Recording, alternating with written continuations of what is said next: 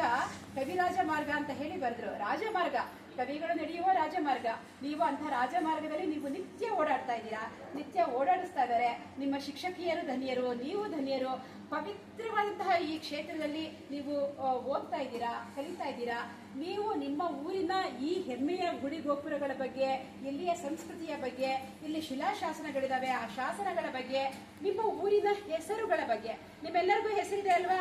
ಆ ಹೆಸರು ಹೇಗೆ ಬಂತು ಅಂತ ಗೊತ್ತಿದೆ ಅಲ್ವಾ? ಹಾಗೆ ನಿಮ್ಮೂರಿಗೂ ಒಂದು ಹೆಸರು ಇರುತ್ತೆ ಅಲ್ವಾ? ಆ ಹೆಸರು ತುಂಬಾ ಪವಿತ್ರವಾಗಿ ಬಂದಿರುತ್ತೆ. ನಮ್ಮ ತಲೆಮಾರು ಸುಮಾರು 10, 20, 30, 40, 50 ತಲೆಮಾರಿನ ಜನ ನಮ್ಮ ಊರಿಗೆ ಹೆಸರಿಟ್ಟಿದ್ದಾರೆ. ಅಂದ್ರೆ ನಮ್ಮ ಮುತ್ತಾತರು, ನಮ್ಮ ತಾತಂದ್ರು, ಅವರು ಇಟ್ಟಿರೋ ಹೆಸರು ಯಾಕೆ ಇಟ್ಟರು, ಈ ಊರಿಗೆ ಹೆಸರು, ಇದನ್ನೆಲ್ಲ ನಮಗೆ ಇತಿಹಾಸ ತಿಳಿಸ್ಕೊಡುತ್ತೆ.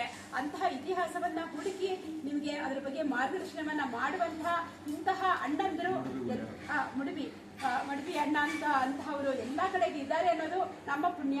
ಇಂತಹವರು ಇಲ್ಲಿಯ ಸಾಹಿತ್ಯ ಪರಿಷತ್ ಅಧ್ಯಕ್ಷರಾಗಿ ನಿಮ್ಮೆಲ್ಲರಿಗೂ ಒಳ್ಳೆಯ ಮಾರ್ಗದರ್ಶನವನ್ನ ಕೊಡ್ತಾ ಇದ್ದಾರೆ.